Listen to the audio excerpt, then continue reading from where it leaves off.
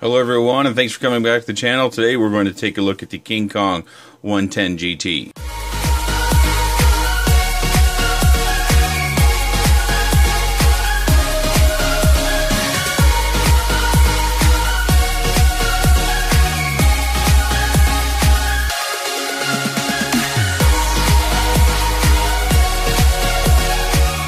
Featuring King Kong branded 1105 8500 kV motors, 2840 tri-blade props, 800 TV line camera, 16 channel 25 milliwatt VTX, 10 amp ESC, F3 flight controller, JST for your battery connection. It measures 117 millimeters. That's listed in the specs. Bottom plate is 2 millimeters. It weighs 65.9 grams. Comes with the 350 milliamp 2S battery. Video will drop out on full throttle. Also comes with an extra canopy, a second set of props, prop screws, 2 extra rubber bands, and a prop remover, a USB cable, and an extra wiring harness, an instruction manual, VTX channel map, in a nice box. Enjoy the crash.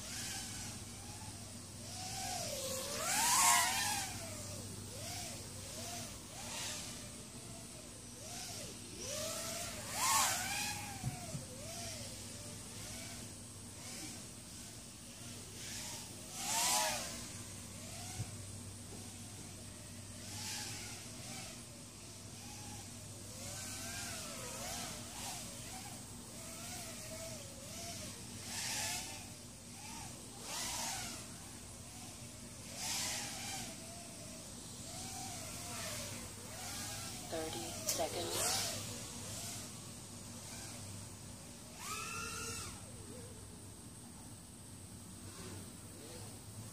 20 seconds. Hopefully you enjoyed that crash. I sometimes will include a crash in my flight footage just because if I think there's the possibility that we might have a vehicle that could look fragile, or that question might pop up. If I include a crash, that should kind of include itself. And because we're not flying with the stock battery, because we know that the stock battery is going to result in video dropouts or black screen or whatever you want to brand it, I didn't think the length of flight was important to make sure I included a full flight. So if you're looking for a full flight on a stock battery, I apologize, but I don't suggest flying with the stock battery. I think the stock battery will get you in the air, and it may get you flying and gain you some experience, so it has value in that regard. But if you've already got experience, or you're expecting to grow, or maybe you pick up the hobby really quickly, or you're already kind of advanced and you're doing big punch outs and you're doing a lot of full throttle, zero throttle stuff, that battery is just not going to work out for you. especially if you're wanting to record it and share it on YouTube, because you're going to have all sorts of dropouts. One of the things that I think is very interesting is the performance of these motors is really, really good. So much so that I searched the internet to try to find some, and I noticed that GearBest and Banggood and a lot of our typical vendors, they're not carrying them. I did find that my RC Mart is carrying them, so I ordered a set. Excuse my fingers, I was pulling weeds earlier today. You know, these are, I think, 2.8 millimeter props and tri-blades, of course, and we're pushing just 2S, and it had tremendous thrust. I thought that was very impressive. And therefore, I think this is going to be the kind of vehicle that if you do want to do that sort of flying where you're throwing it through the air and you're flying up and over stuff and you've got big space, this is going to work out really nicely. For me, in flying in the backyard, I found it a little bit hard to go like I want to go or fly like I want to fly. I think it's either the camera angle or just the amount of thrust and the lack of weight that this has, that it didn't feel like it'd really go fast and turn hard around stuff. I'd always balloon real high up, or I wouldn't get there as quickly as I wanted to.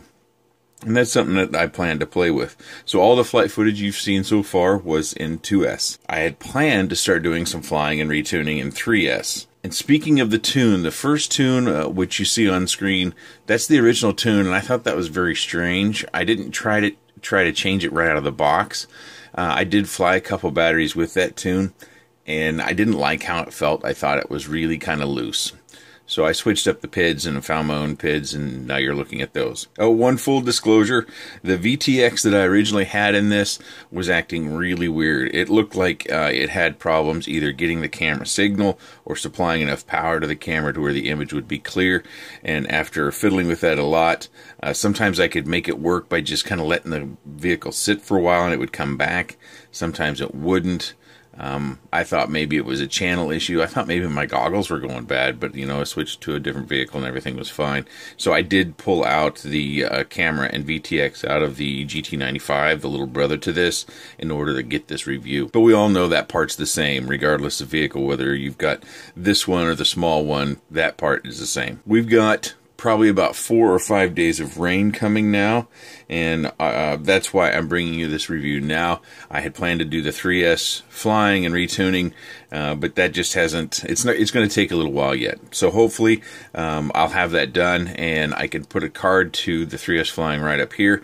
Otherwise, if you're a subscriber, you'll probably get a notification that I've posted a video, and I'll include the King Kong 110 in the name and 3S, so that you know when that's posted. I really think it's a pretty good vehicle. I think King Kong is doing a nice job with the product. I just wish we had I wish it was simpler to change our camera angle, because that camera is really secured down there. Oh, and one last thing. Every time I come down for a crash with this camera, it would turn the lens somehow and it would become unfocused.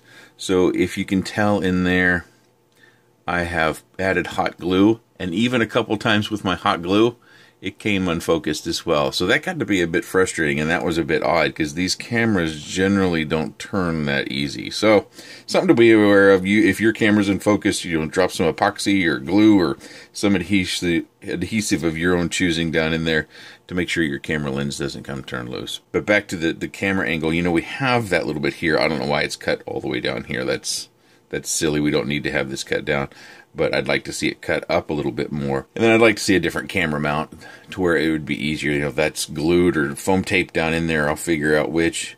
But it would be nice if they could come up with a way of giving us a little camera angle without a lot of work. I think that would be a bonus. But I like these props. I think they're nice and quiet. I don't know about their efficiency, but it wasn't killing my batteries. And they definitely, in the combination with the weight of this vehicle and these motors, supply a lot of thrust. Massive punch outs with this one. And everything's fine, no broken arms. Oh, I did modify this, the USB, because again, this does not have an OSD, so there's no tuning on the ground without your USB connection. There's also no buzzer, and this is the same as it was on the 95 GT. It's a little bit unfortunate, but it is what it is. I wish they would add those things, but they haven't. So I just, if you're curious about how I went about making that, I actually just estimated the height, and I took my soldering iron and I stuck it in there, and I just kind of moved it around a little bit to melt the plastic out of the way. Of course, I didn't do that with it on here. I estimated that with the canopy off. Then I put the canopy on, just kind of looked and eyeballed, and I made a few marks. And then I got my USB connection out. But this one is fairly narrow. I actually bought this specifically because it indicated it was narrow and small, because we're constantly needing that. You've got to make your hole a little bit bigger, obviously, than your connector end. You're not just getting the metal end out. And you can just, I don't know if I can show this very well, you've kind of got to be able to see around it as well, so you can get it lined up. And you can put it in there. Hopefully you can see the blue light, and it's all on. So I think that's something else they could do to help us out. Didn't include an OSD.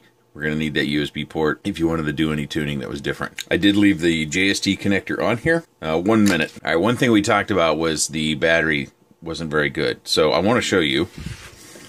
These are a bunch of different batteries I tried. Let's get them all right side up here. And we'll go through them real quickly. So, if hopefully you can see all those labels. Of course, I've got a lot of MyLipo, and I'm not going to necessarily just say that MyLipos work great, and that's what's interesting about this. So we've got a few different brands, and I'm going to tell you which ones resulted in video dropouts. So this 40C battery from Banana Hobby, I don't think you can buy these anymore, video dropouts. This Pulse battery, video dropouts. Another Banana Hobby or Genesis Power 65C, video dropouts. This is, I can't remember how to say this, Gaunig. Anyways, 550 video dropouts. This MyLipo, video dropouts. This eSheen, which is often highly touted, I got video dropouts. And this is what we're down to. These are the 4 batteries. I found you could go full throttle for a second or two. I didn't do like a 5-second punch out or anything. Those work. And I think this one is probably the best of the bunch, surprisingly enough. Now, if you look at this color scheme, you'll find that, you remember the Beta FPV battery? I think they're making this, and Beta FPV is just rebranding those. This company, though, also makes this battery. Now, if you look at these C ratings, you know, C ratings, you can use it to help identify the battery, but don't rely on it, meaning that one battery is so much different than another. You know, these 2 batteries here, the 45 and 65C batteries, they're almost indistinguishable. This one's a little fatter here on top, but that could just be from the wire layout. But yet they've got different C ratings. Oh, okay, fine. But these have quite a different weight, and I'm not going to get into this all over the place, but if you're looking for a good battery, I know this one is highly regarded. Maybe they changed the chemistry or the makeup. I don't know. I experienced video blackouts with this one. Maybe other results, or maybe, no, this one didn't come with the vehicle. I actually bought this myself afterwards because the battery was so highly touted. But unfortunately, in this case, it wasn't enough to hold up to the old King Kong 110. I know these batteries are hard to come by, but I believe you can get this battery off the mylipo.us site. I think these only come from the mylipo.de site, which means you have to pay high shipping costs to get these. And when I got these, I paid, I think it was like $260 for a box of batteries, and probably about $40 for shipping. In this case, even this one and smaller MyLipo batteries, they had video dropouts, but these don't. And I think just about everybody in the world can get one of these batteries from Banggood. Hopefully they've got a large stock and supply, and everybody can get some of these. So this isn't a scientific test. This is just about video dropouts with the King Kong. Okay, if you have any comments, questions, suggestions, irritations, or anything you'd like to let me know or let others know about, leave that in the section down below. I appreciate your time, and thanks for watching.